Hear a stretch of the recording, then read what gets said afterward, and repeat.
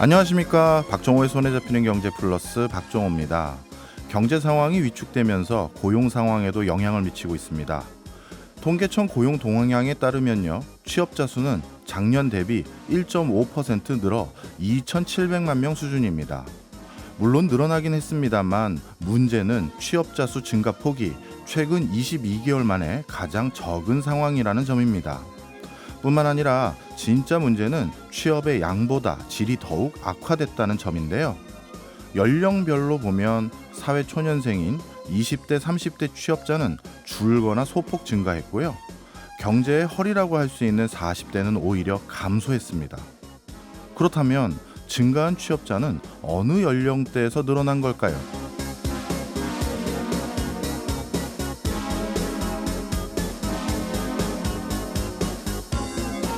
정답은 50대, 60대입니다. 특히 신규 취업자의 97%가 60세 이상 고령층이라고 합니다. 이와 함께 우리 경제의 주력 산업인 제조업 부문 취업자는 3만 명 이상 감소했고요. 좋은 일자리로 꼽히는 풀타임 일자리 취업자도 12만 명 이상 줄었습니다. 활발하게 사회생활을 해야 할 세대들은 취업이 어렵고 은퇴 이후의 삶을 즐겨야 할 60대에선 신규 취업자가 계속 늘어나고 있는 현상, 그리고 풀타임 일자리는 점점 줄어드는 이런 현상들은 고용의 질이 그만큼 낮아지고 있다는 증거가 아닌가 싶어 참 걱정이 됩니다. 2월 16일 목요일 박정호의 손에 잡히는 경제 플러스 광고 듣고 시작합니다. 2월 16일 목요일 박정호의 손에 잡히는 경제 플러스 1부 시작하도록 하겠습니다. 지금 청취자분들은 K라디오 진행자 박정호와 함께하고 계십니다. 제 옆에는 김현우 소장님 계십니다. 어서 오세요. 네, 안녕하세요. 왜 비웃으세요? 아니, 다른 생각하고 있었어요. 오늘 한 달 되셨다면서요. 그래서 제가 너스레를 좀 떨어봤습니다. K라디오 진행자. 네. 저 이제 한 달 됐습니다. 아, 축하드립니다. 네, 저 이제 이 바닥 다 알아요. 하여튼 이제 항상 옆에서 든든하게 또 뒤를 또 받쳐주셔서 제가 항상 무궁한 감사의 인사를 드립니다. 아유, 고맙습니다. 오늘은 또 이렇게 1일 레슨을 위해서 직접 나오셨어요. 네. 오늘 원포인트 레슨이 뭔가 봤더니 요즘 가장 관심의 대상인 집장만과 관련된 내용인 것 같아요. 집 장만은 아니고 집을 장만하신 분들이 이제 노후를 어떻게 대비를 할까. 그런 거군요. 우리나라 많은 분들이 사실 은퇴 시점에 가가지고는 남은 건 집 한 채 뭐 이런 분들이 많이 계시잖아요. 그래서 이 주택연금, 사실 왜 이 주택연금을 원포인트 레슨 주제로 가져왔냐면 이게 3월부터 가입하시게 되는 분들의 경우에는 연금액이 똑같은 조건이라고 해도 줄어듭니다. 그래요? 예, 그렇기 때문에 가입을 생각하고 계신 분들이나 고민하고 계신 분들, 이런 분들 같은 경우에는 빨리 좀 판단을 하실 수 있게끔 오늘 말씀드리고 잘 들어두셨다가 판단에 좀 도움이 되셔라 해가지고 가지고 왔습니다. 네, 사실 주택연금 그러면 제가 아는 상식은 내 집을 담보로 해서 대출 받는 거, 그거 말씀하시는 거잖아요. 맞습니다. 근데 이게 이렇게 제도가 뭐 바뀌는 게 있나 보죠? 네, 여러 가지가 바뀌는데 사실 주택연금이라는 게 집값 이런 거에 따라 가지고 이제 연금액이 달라질 수 있어요. 근데 향후에 집값이 어떻게 될 것이냐, 뭐 이런 것들도 따지고, 그다음에 사람들의 수명이 어떻게 될 것이냐, 이런 것들을 골고루 판단해 가지고 연금액을 매년 판단을 하고, 매년 조정하지는 않지만 매년 판단을 하게 되는데, 올해는 이제 3월부터 새롭게 짜여진 시기에 따라서 연금액이 개선되니까 좀 달라질 수 있다. 그래서 2월 안에는 결정을 하셔야 된다는 겁니다. 네, 그럼 이제 하나하나 좀 살펴보죠. 네. 일단 가입 요건은 어떻게 됩니까? 이게 나이하고 집값, 그리고 주택의 종류, 주택의 보유수 이런 거에 따라서 달라지는데, 종신형 연금, 살아있을 때까지 계속 나오는 연금을 기준으로 말씀드리면 부부 중에 연장자, 나이 많으신 분의 나이가 만 55세 이상이어야 됩니다. 연소자는 몇 살이건 상관이 없고요. 그리고 주택의 종류는 주택법상 주택이거나 아니면 노인복지법상 노인복지주택. 이게 뭐냐면 흔히 얘기하는 실버타운 이런 것들 있죠. 근데 이게 노인복지법으로 노인복지주택으로 분류된 주택이다 하면은 가입이 가능하고, 그다음에 늘어난 게 주거 목적으로 사용하는 오피스텔도 가능합니다.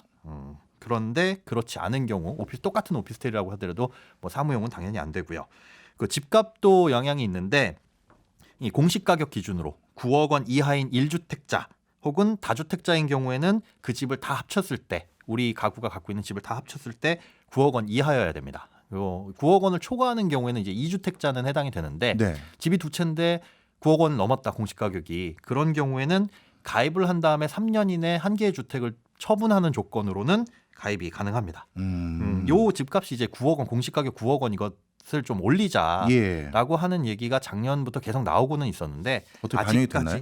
아직까지는 고치겠다 하는 수준이고 바뀌지는 않았습니다. 네. 아까 나이 말씀해 주셔서 궁금한 게 있는데 부부가 동갑이 아닌 경우 예를 들어서 부부 나이는 그러면 어떤 기준으로 합니까? 일단 연장자 기준으로 가입은 가능한데 예. 이 연금을 지급을 해줄 땐 종신형 같은 경우는 부부 모두 사망할 때까지 연금이 지급되거든요. 예. 그러니까 나이 차가 크게 나는 경우 예를 들어서 뭐 남편은 70세인데 뭐 아내분은 50세다.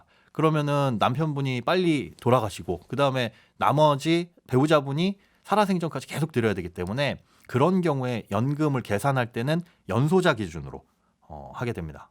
참고로 가입을 할 때는 부부 관계였지만 이제 이혼을 하신다라고 한다면 그 이혼한 배우자는 받을 수가 없고요. 그다음에 재혼한 경우, 그러니까 가입을 할 때는 혼자였는데 중간에 결혼을 하실 수도 있죠. 네. 그런 경우에는 사망하시게 됐을 때 이 새로 재혼한 결혼한 이 배우자에게는 연금이 지급되지 않는다라는 거 알고 계시면 될 것 같습니다. 네. 뭐 나이에 대해서 궁금한 건 여쭤봤고요. 네. 그다음에 좀 전에 이제 주택 가격 말씀해 주셨는데 네. 주택연금 산정은 그러면 공시 가격으로 하는 거죠? 가입할 때의 기준은 공시 가격이에요. 예. 그런데 연금액을 산정할 때는 시세로 따집니다. 근데 시세를 따질 때 순서도 있어요. 일단 첫 번째가 한국부동산원 시세, 요게 첫 번째고 예. 그 다음이 KB 시세, 그리고 공시가, 그리고 감정평가액 순. 이게 약간 헷갈릴 수도 있는 게 보금자리론, 특례보금자리론 이런 걸 받을 때는 KB 시세가 우선을 합니다. 근데 예. 요거 같은 경우는 한국부동산원 시세가 먼저 나오고요. 예. 만약에 가입자가 원하는 경우에는 감정평가액을 최우선으로 할 수도 있어요. 예. 나는 이 지금 시세가 이게 실제 시세가 아니라고 본다 네. 하시는 분들은 감정평가액을 최우선 적용할 수도 있지만 이때 감정평가사는 내가 마음대로 고르는 게 아니고 주택금융공사에서 선정한 감정평가인이 하는 거다. 그러니까 여기에서 뭐 감정평가액을 부풀리거나 이렇게는 할 수 없다라고 보시면 되고 그리고 이때 감정평가 비용도 가입자가 부담을 하셔야 됩니다. 그리고 참고로 아파트 같은 경우는 시세라고 하면 뭐 1층하고 20층까지 있는 아파트가 1층 가격 다르고 뭐 5층 가격 다르고 하잖아요. 예. 그럴 경우에 최하층 1층 같은 경우에는 그 시세에서 제일 하한가를 네. 1층 시세로 보고 나머지 층 같은 경우에는 하한가와 상한가의 평균 가격 요거를 이제 적용한다. 이렇게 알고 계시면 될 것 같네요. 그런데 이제 제가 궁금한 건 이게 한국부동산원 KB 시세 금액 차이가 좀 있나요? 글쎄요. 이거는 저도 일일이 모든 아파트들을 보진 않아서 모르겠는데 사실상 뭐 시세라고 한다면은 반영되는 시점에 조금 차이가 있지 그렇게 큰 차이, 뭐 공시 가격만큼 큰 차이가 나지는 않을 걸로 보입니다. 네, 알겠습니다. 그다음 이제 제일 궁금한 거. 네. 얼마 받아요? 그렇죠. 사실상 이게 얼마 받는지가 제일 궁금한데 이걸 1억 원 기준으로 말씀을 드릴게요. 그러니까 1억 원에 얼마 나온다. 근데 내 집이 3억이다. 그러면은 곱하기 3 하면 되는 거니까요. 네. 집값 1억 원을 기준으로 언제 가입하냐에 따라서 매달 지급되는 연금액이 달라지는데 요 가입 금액, 그러니까 연금액은 가입할 때 당시 고정됩니다. 그러니까 60세에 가입을 하시게 되면 1억 원당 한 달에 약 21만 4천 원 정도. 일단 가입하면 요건 꾸준하게 그냥 뭐 물가, 뭐 집값 이런 거에 상관없이 계속 나온다는 거죠.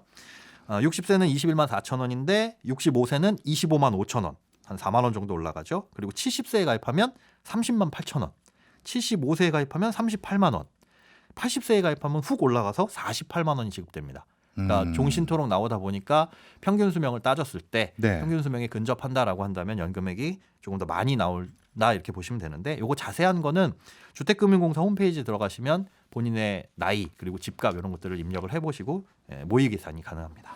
주공공 홈페이지에 있다니까 여러분들 꼭 참고해 보시기 바라고요. 네.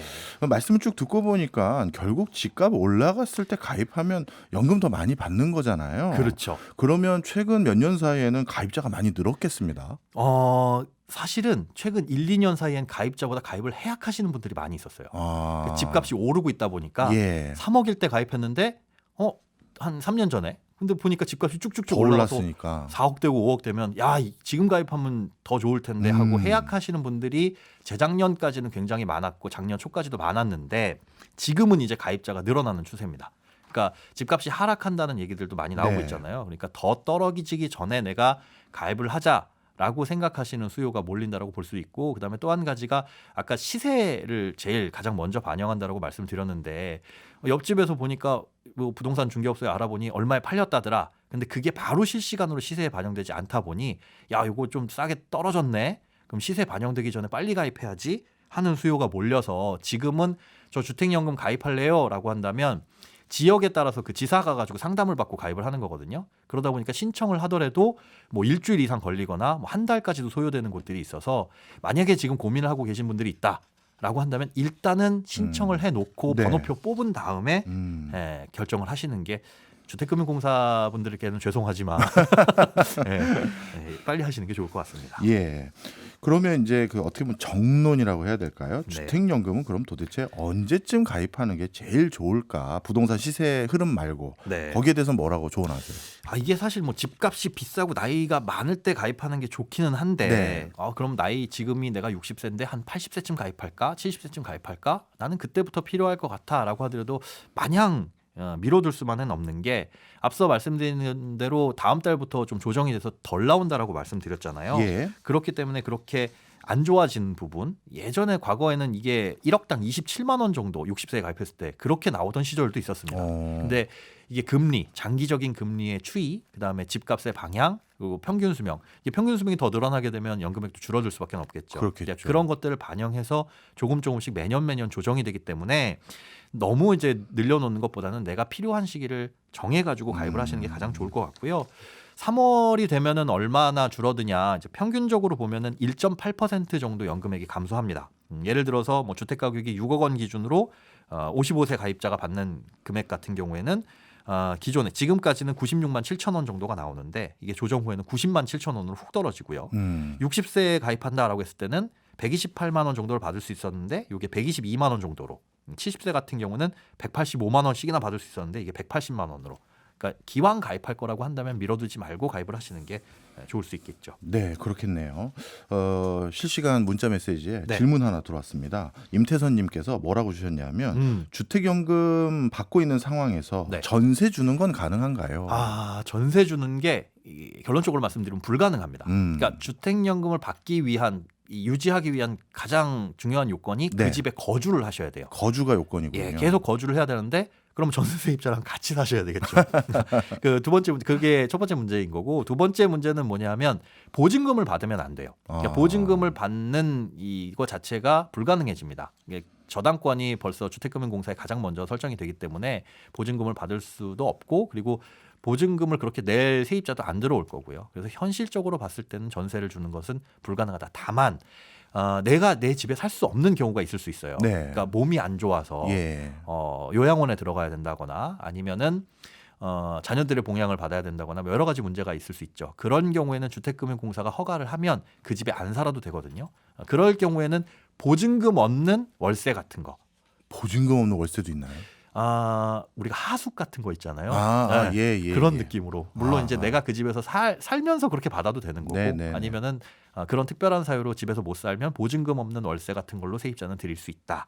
이렇게 정리할 수 있겠네요. 네, 임태선님 도움 되셨으면 하는 바람이고요. 자, 다시 돌아와서 이게 결국 대출인 거잖아요. 대출이죠. 그러면 이율 같은 것도 중요할 것 같아요. 이율이 굉장히 중요합니다. 근데 이 이율 자체는 높지는 않아요. 예. 그런데 전체 이율 플러스 각종 비용을 생각하면 일반 주택담보대출하고 거의 엇비슷하거나 약간 높을 수도 있습니다. 그러니까 초기에 이걸 가입할 때 선택을 할 수가 있어요. 금리 중에 두 가지를 선택할 수가 있는 두 가지 중에 하나를 선택할 수가 있는데 하나는 3개월 CD 금리, 요게 기준금리가 되고 플러스 1.1% 포인트 그리고 또 하나는 신규 코픽스 플러스 0.85% 포인트. 요 둘 중에 하나를 선택하게끔 되어 있거든요. 근데 CD 금리 같은 경우에는 요걸 선택하면 3개월마다 한 번씩 이 변동이 되고요. 네. 그리고 신규 코픽스 선택하면 6개월 주기로 변동이 되는데 이 둘 중에 뭐가 유리하냐 그러면 근데 사실상 뭐가 유리할지는 알 수가 없어요. 다만 이제 과거 상황을 보자면 CD 금리와 코픽스 금리 차, 요게 코픽스가 처음 도입됐을 무렵이 한 2010년 정도인데 요때는 코픽스가 CD 금리에 비해서 월등하게 높았습니다. 그런데 차츰 그 폭이 감소가 되면서 지금은 최근까지는 통상적으로 코픽스 금리가 CD 금리보다 낮은 편이다. 근데 다만 현재를 봤더니 CD 금리가 어제 기준에서 3.48 그리고 신규 코픽스는 4.29. 그러니까 신규 코픽스가 좀 높죠. 지금은 신규 코픽스가 불리해 보이는데 요게 과거 데이터로 보자면은 약간은 낮았었다. 근데 사실 두 개 중에 뭘 선택하냐에 따라서 크게 뭐 미래에 어떻게 될지는 모르는 거니까 이거보다는 우리가 신경을 써야 될 부분이 뭐냐 하면 이 금리 말고도 중요한 게 보증료가 붙어요. 네. 약간의 보험료의 성격입니다. 그러니까 주택금융공사 입장에서도 나중에 집값이 떨어지게 되면 손해를 볼 수도 있고 또 생각보다 수명이 길어지게 되면 더 많은 연금액이 지급될 테니까 부담이 될 수 있죠. 그래서 받는 게 보증료인데 이 보증료가 얼마나 되냐면 이미 지급된 연금, 그러니까 이번 달에 100만 원 받고 다음 달에 100만 원 받고 그러면 이게 누적되는 연금들이 있잖아요. 이 누적된 연금 총액에 대해서 연 0.75%의 보증료를 받습니다. 결국은 이게 대출금리에 추가된다라고 보시면 될 것 그렇네요. 같은데 이거에도 이제 이자가 붙어서 복리로 불어나다 보니까 실제로 더해서 생각을 해보면 신규 코픽스 금리 기준으로 한 금리가 5.89%. 그러니까 일반 주택담보대출보다 요즘은 하한선이 많이 내려와 있으니까 조금 높다 이렇게 볼 수가 있겠죠. 네. 그럼에도 불구하고 내가 살던 집에서 대출 받아서 남은 여생이라고 해야 될까요? 이걸 네. 좀 그래도 윤택하게 보낼 수 있는 좋은 제도인데 그럼에도 불구하고 우리 소장님이 딱 예리한 눈으로 여기에서 가지고 있는 단점 이런 것도 또 캐치하셨을 것 같아요. 단점 있습니다. 앞서 이게 장점이자 거기에 잘못 쓰면 단점이 될 수 있는 건데 예. 주택연금의 단점, 일반 대출에 비해서 단점은 뭐냐면 내가 내 집을 담보로 맡기고 은행에서 대출금을 받아서 그걸로 생활비 할 거야라고 한다면 가장 큰 단점이 쓰지도 않는 목돈 뭐 1억 원을 받았는데 난 이번 달에 100만 원만 필요해. 네. 근데 나머지 9,900만 원에 대한 이자는 계속 나가고 그렇네요. 그리고 또 만기라는 게 있어서 언젠간 다 갚아야 되잖아요. 근데 주택연금은 그렇게 목돈을 받아놓는 게 아니라 매달 소액을 받아서 거기에 이자가 붙으니까 조금 이자 부담이 많이 줄어든다. 예. 이게 장점인데 예. 이게 왜 어떻게 보면 단점으로 작용할 수 있느냐. 자칫하다가 그 일부 인출 제도라는 걸 쓸 수가 있어요. 그러니까 목돈을 꺼내 쓸 수 있는 제도가 있는데 그렇게 자칫 목돈을 꺼내 쓰게 되면 주택연금의 가장 큰 장점을 포기해버리게 되는 겁니다. 그렇군요. 1,000만 원, 2,000만 원 목돈을 꺼내 썼는데 거기에서 복리로 이자가 불어난다? 그럼 생각보다 많은 연금 총액 갚아야 될 돈이 쌓여 나가기 때문에 나중에 이걸 상기하고 계산할 때 손해를 볼 수 있다라는 거. 그래서 목돈을 만약에 꺼내 쓰신 분들이 있다면 여유가 됐을 땐 중간에 갚는 것이 유리하고 반드시 그러시는 게 좋습니다. 만약에 이제 주택연금 관련해서 여러 가지 신청을 하고 진행을 하다가 네. 본인이 중간에 마음이 바뀌어서 뭐 가입 철회라든가 네. 쉽게 얘기해서 깰 수 있는 겁니까? 그렇습니다. 한 뭐 1년, 2년 받다가 뭐 집값이 너무 많이 올랐다거나 아니면 뭐 복권에 당첨이 됐다 해가지고 나는 그 돈을 쓸 거야. 뭐 여러 가지 이유가 있겠죠. 그럴 때는 가입도 가입했던 걸 이제 깰 수도 있는데 그러면 어떻게 해야 되냐? 지금까지 받았던 연금 플러스 거기에 붙은 이자 그리고 처음에 가입할 때 1.5%의 가입비 이런 것들을 내야 되거든요. 그런 것들을 다 제하고 그러니까 그걸 다 반납을 하면 그때는 이제 해약을 할 수도 있어요. 그래서 집값이 마구 오르는 상황에서는 가입자도 실제로 줄어들기도 합니다. 네. 취소하시는 분들도. 가끔 그런 분도 계세요. 저 다시 또 가입할래요. 네. 이것도 가능합니까? 그렇죠. 3억 원이었던 집이 5억이 돼서 취소했는데 이거 다시 가입할 수 있느냐? 가입은 가능한데 똑같은 주택으로는 3년 동안 가입이 불가능합니다. 그러니까 집값이 오르는 상황에서 취소를 했다가 이 집으로 다시 가입을 하려면 좀 신중하게 선택을 해야 될 게 가입비가 1.5%거든요. 집값에. 그러다 보니까 뭐 꽤 많은 돈이 거기에 포함이 되는 거고 그다음에 3년 후에 집값이 더 올라가 있을지는 아무도 모르는 거잖아요. 네. 또 3년 동안 못 받게 되는 연금액 이런 것들도 생각해 봐야 돼서 취소한 다음에 그 주택으로 다시 가입을 할 생각으로 취소하시는 거는 조금 위험한 선택일 수 있다는 건 알아두셔야 됩니다. 네. 그리고 지금 질문이 왔는데요. 이 세 분이 거의 같은 질문을 한 것 같으니까 아마 많은 분들이 궁금해하실 것 같은데 대출금이 남아 있어도 가입이 가능한가요? 원칙적으로는 불가능한데 예. 이 대출금 상환하는 목적으로 가입하면서 일부를 없앨 수 있습니다. 그러니까 한 대출금이 있는데 1,000만 원 정도 있다. 그러면 미래에 받을 연금을 당겨다가 그 대출금을 없애고 대신 그만큼 연금액은 줄어들겠죠. 가입은 가능한데 크게 대출이 많이 껴있다면 그런 것들은 불가능하다라고 보시면 됩니다. 네. 한 가지 더 여쭤보겠습니다. 네. 이게 제가 제일 궁금한 거예요. 저는 나이 들면 좀 그동안 안 살아봤던 동네에 여기저기 이사 다니면서 좀 살고 싶었어요. 이거 이 주택연금 신청하면 이사 못 가는 거 아니에요? 그렇지는 않습니다. 그러니까 담보주택물을 변경하면 돼요. 그러니까 나는 저쪽 집으로 이사 갈 건데 이거 취소하고 다시 가입해야 되나? 그럴 고민 안 하셔도 되는 게 이 집에서 저 집으로 이사를 할 때 그 목적물만 변경하면 되거든요. 문제는 집값이 똑같을 리는 없죠. 다른 집으로 이사를 갈 때는 그 집의 가격에 맞춰가지고 연금액이 조정됩니다. 그러니까 비싼 집으로 이사 가면 연금액이 더 많이 나올 수 있는 거고, 아니면 뭐 그 정도 되고요. 아니면 싼 집으로 이사 가게 되면 그만큼 연금액도 줄어드니까, 만약에 그렇게 이사 가실 생각이 있으시다라고 한다면 취소 후 재가입하거나 뭐 이런 번거로운 것도 없고요. 그냥 목적물만 변경하면 된다. 요 정도로 알아두시면 될 것 같습니다. 이것도 궁금해하실 분들 계실 것 같아요. 네. 만약에 두 부부가 모두 사망하면 네. 자녀에게 상속은 되나요? 나머지 금액을 상속을 해줍니다. 그런데 그 부분이 약간은 복잡해요. 예. 길게 설명을 드려야 되는데 일단 받았던 연금액 제하고 나머지는 상속이 된다. 이렇게 알고 계시면 될 것 같아요. 네. 항상 우리 소장님하고 이렇게 인터뷰하면 전 놀라요. 이 모든 것을 어떻게 다 아시지?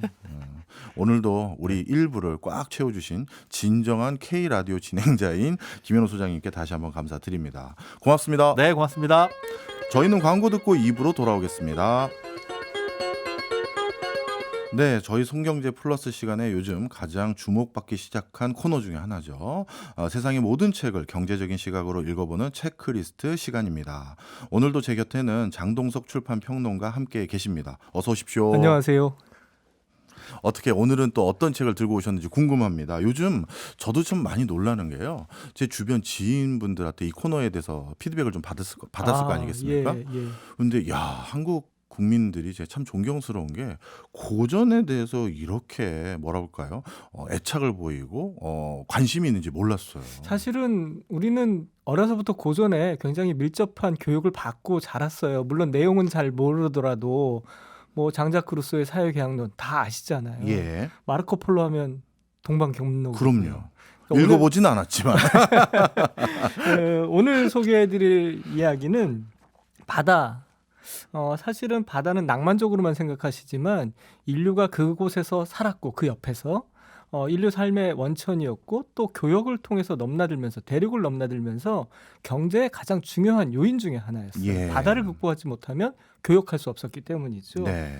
오늘은 그 바다를 타고 대륙을 넘나든 교류와 교역의 역사 관한 이야기를 먼저 할 텐데, 먼저 소개해드릴 책은 지금 방금 말씀드린 마르코 폴로의 동방견문록입니다. 저도 학교 다닐 때 들어봤거든요. 이거 지금 참 무식한 질문일 수도 있는데 견문록이니까 책인 거죠? 그렇습니다. 네. 여행기인 거죠, 일종의. 그런데 이거 언제 쓰인 거죠? 14세기 초반입니다. 어... 서양에 동양을 알린 최초의 기록물 중 하나라는 평가를 받고 있는데, 그런데 이 동방견문록은 일본에서 먼저 번역이 됐어요. 예. 그래서 그 제목이 일제강점기에 우리나라 그대로 들어온 그 제목이에요.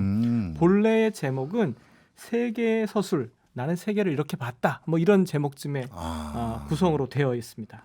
저는 혹시나 이게 약간 지도 같은 게 아닐까 생각했는데 그냥 진짜 책이긴 책이군요. 그렇습니다. 그러면 이걸 집필하신 그 마르코 폴로, 이분이 어떤 분인지부터 한번 알아보고 싶습니다. 이 사람을 알아야 사실은 왜 이 책이 나왔는지 알 수 있어요. 예. 이탈리아 베네치아 출신인데요. 아버지가 상인이었고 삼촌도 상인이었어요. 아버지 삼촌을 따라서 무려 1271년에 여행을 시작하는데 그 여행이 1295년까지 이어집니다. 무려 25년. 유럽은 물론 서아시아, 중앙아시아, 중국, 인도 거쳐서 이제 다 돌아보고 다시 이탈리아로 돌아와서 이 책을 썼다고 이제 알려져 있는데, 25년 가운데 무려 17년을 몽골 제국의 황제 칸이죠. 쿠빌라이 칸이라고 얘기하는 네. 사람. 원나라에 머물면서 무려 칸의 특사 자격으로 여러 주변 나라들을 또 답사해요. 호기심이 많았던 쿠빌라이 칸은 자기가 못 가니까 마르코 폴로의 이야기를 굉장히 좋아했다는 후문입니다. 네, 전 그게 진짜 궁금했거든요. 이 당시에는 지금보다도 더 치안이 불안전했을 것 같은데 그렇죠. 어떻게 이 많은 지역을 돌아다녔나 했더니 이렇게 뒤에 든든한 후원자가 있었군요. 맞습니다. 그러면 이분은 이 쿠빌라이 칸의 도움 덕분에 여러 곳에서 굉장히 남다른 경험을 많이 했을 것 같아요. 맞습니다. 카스피해도 갔었는데요. 예. 석유가 솟아나는 광경을 목격한 거예요. 예. 석유에 대해서 이렇게 기록합니다. 이 기름은 먹기에는 적합하지 않지만 불이 잘 붙을 뿐만 아니라 사람과 낙타의 가려움증과 부스럼을 치료하는 연고로도 쓰인다. 뭐 이미 14세기 초반에 이런 것들을 알고 있었다니까 대단한 뭐 통찰력이라고도 볼 수 있는데, 고생한 경험도 있어요. 네. 2개월 동안 파미르 고원을 이제 넘게 되는데, 이 해발 4,500m 정도 되는 그런 곳이지 않습니까? 높이와 추위 때문에 새 한 마리 날지 못한다. 불을 피워도 잘 타지 않고 평소처럼 열을 내뿜지도 못하며 음식을 요리하기도 힘들었다. 이렇게 또 자기의 고난 행군을 또 적고 있습니다. 예, 정말 어마어마한 경험 속에는 이런 고생들도 있었을 것 같은데 당연히 이분이 지금 뭐 왔다 갔다 한 경로들을 보면 중국 얘기가 제일 많을 것 같긴 해요. 어쩔 수 없이 중국을 거쳐서 가야 하니까요. 예. 모든 나라를. 그런데 물의 도시 베네치아 출신인 이 마르코 폴로가 항저우에 갔다가 깜짝 놀랍니다. 예, 베네치아 역시 사실은 운하의 도시라고 볼 수 있지 그렇죠. 않습니까? 그런데 항저우의 운하 규모가 베네치아보다 더 압도적이었던 거예요. 그렇죠, 맞아요. 네, 이렇게 썼어요. 그곳이 세상에서 가장 당당한 최고의 도시라는 건 분명하다. 이렇게 썼는데요. 사실은 당시 유럽 사람들은 14세기, 뭐 15세기 계속 그래왔지만 적대적 관계에 있던 이슬람권만 하나의 중요한 문명으로 생각하고 있었지 않습니까? 중국을 중심으로 주목할 만한 문명이 동양에도 있다는 사실에 마르코 폴로가 굉장한 충격을 받은 거예요. 네. 동양 이제까지 알지도 못한 음. 곳이었는데 거대한 도시들이 곳곳에 있었고 가는 곳마다 큰 건축물들은 물론 엄청나게 많은 재화, 보물들이 있었다는 것에 이 마르코 폴로가 참 굉장히 많은 신기함을 경험했던 그런 기록들이 남아 있습니다.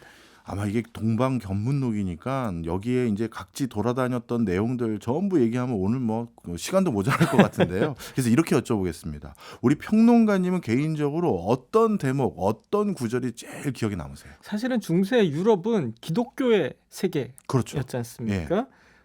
그런데 몽골에 가봤더니 뭐 그 어떤 종교도 자유롭게 믿고 미신도 믿고 뭐 불교도 믿고 예. 이런 상황들을 보면서 이건 가히 신세계다. 이런 기록들을 또 남겨놓고 있어요. 아, 그렇겠네요. 어떻게 보면 종교가 지배하던 시대에서 살던 사람이 보기에는 정말 특이하다 생각할 수 있을 것 같습니다. 예. 예.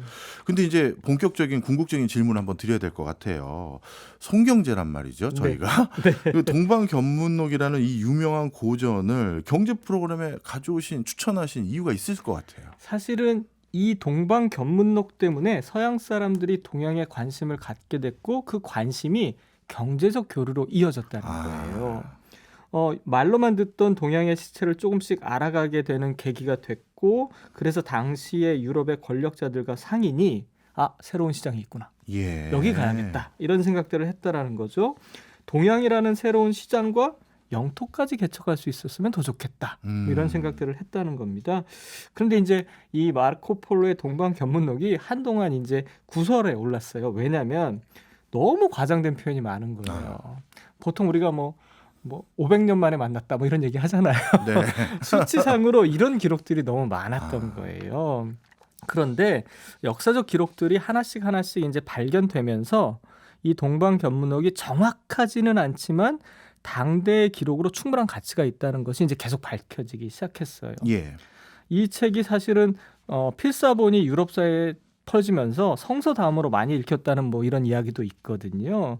그런 면에서 보자면 어쨌든 동양과 서양의 만남, 경제적 교류를 주선한 책 이렇게 볼 수 있기 때문에 이 책은 단지 여행기, 견문록 이렇게 규정하기보다는 좀 더 넓은 차원에서 교육의 중요한 현장으로서 볼 수도 있겠다.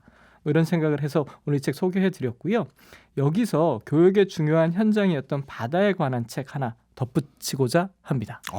이번에는 그럼 동방견문록 말고 어떤 책을 읽어야 우리가 좀 바다를 중심으로 한 교역을 좀 더 이해할 수 있을까요? 서양사학자 주경철 선생의 바다 인류라는 책인데요. 제가 아주 존경하는 학자분이시죠. 네, 저도 정말 존경하는 분인데요. 바다 관점에서 인류의 역사를 재해석하고 있습니다. 저자가 이런 얘기합니다. 교역, 전쟁, 전도, 이민 등 중요한 역사의 흐름이 육상만큼이나 해상에서 이루어졌다는 거 기억해야 한다. 네. 중요한 역사의 무대이고 인류의 역사를 강하게 추동하는 모터 역할을 바다가 해왔다. 그러니까 우리가 바다를 좀 더 폭넓게 이해해야 한다. 이렇게 이야기하고 있습니다. 그렇죠. 사실 바다를 정복했던 국가 민족이 결국 전 세계 패권을 장악했던 게 지난 역사들의 증거들이잖아요. 맞습니다. 결국 그러니까 이분도 인류의 모습과 바다가 굉장히 밀접하다는 내용을 이 책에서 설명하고 계신 거군요. 그렇습니다. 그렇다면 이제 초기 인류에 대한 관심으로 가야 되는데 사실은 초기 인류는 아프리카에서 이제 태어나서 네.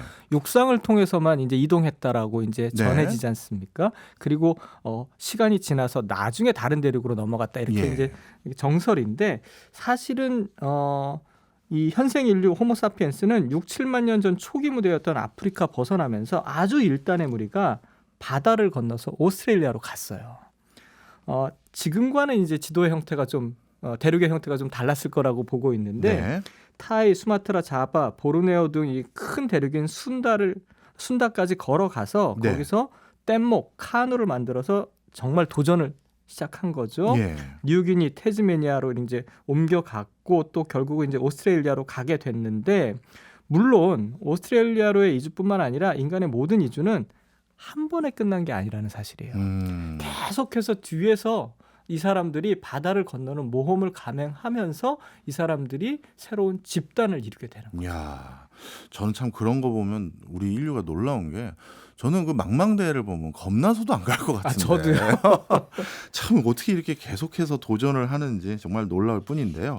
그 당시는 특히 지금과 같은 항해술이나 뭐 어떻게 보면 조선업 그 수준이 아니기 때문에 엄청 위험한 일인 거잖아요. 맞습니다.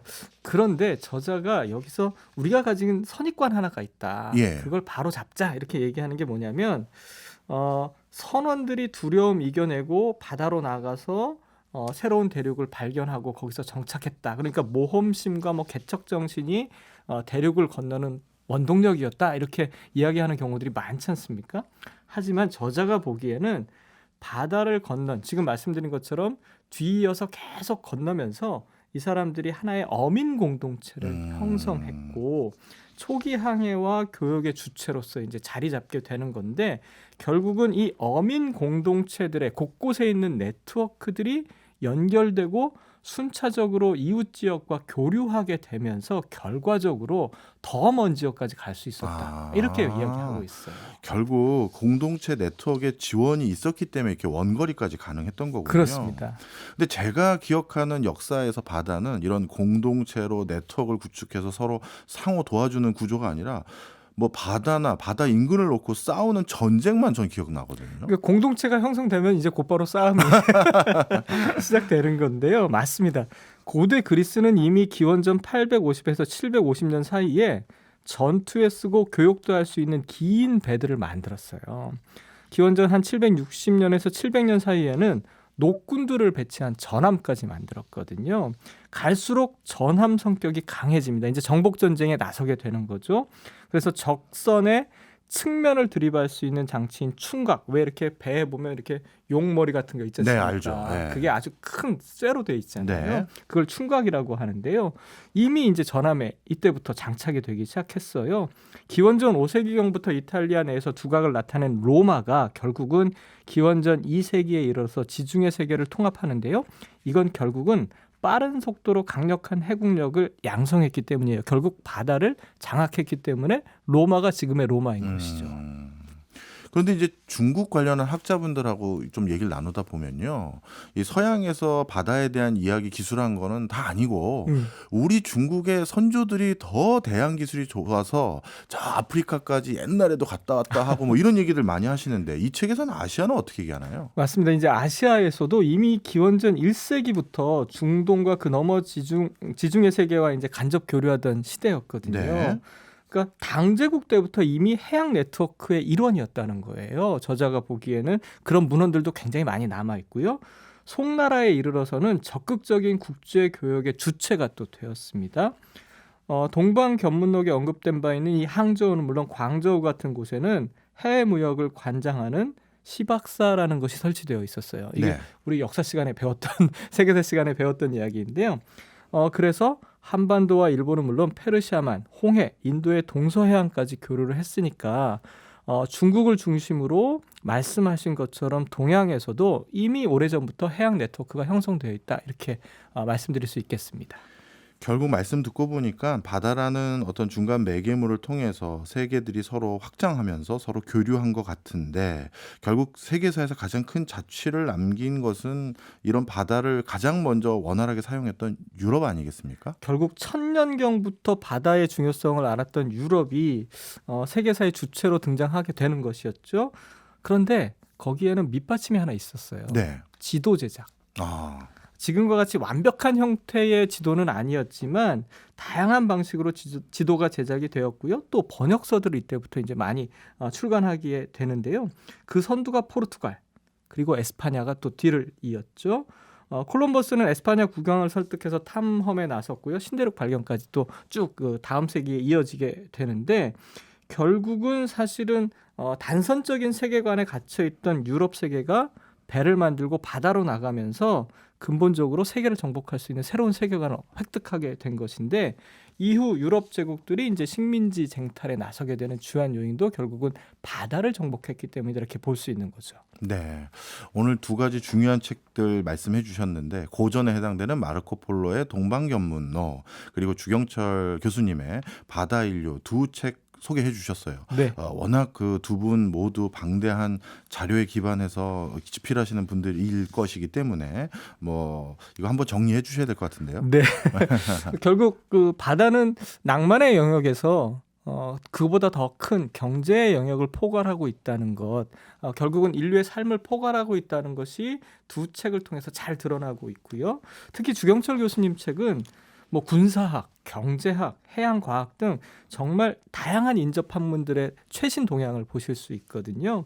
그래서 세계가 어떻게 변화하고 있는지는 이 책을 통해서 보실 수 있는데 무려 200여 컷의 도판과 지도도 함께 실려 있어요. 벽돌책이라 좀 두껍긴 합니다.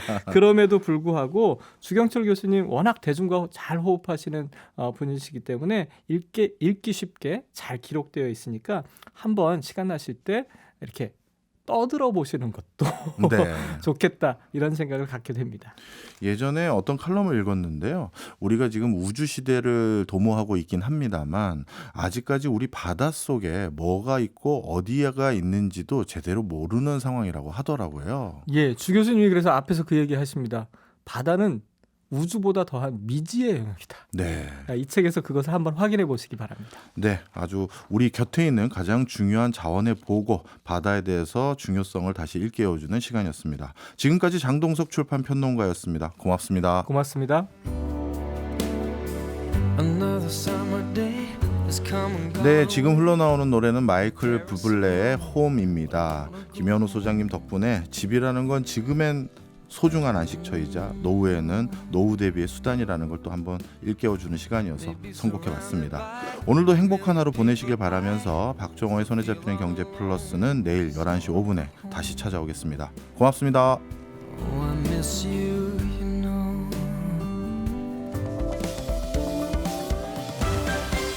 경제생활의 플러스가 되는 아주 경제적인 시간. 박정호의 손에 잡히는 경제 플러스.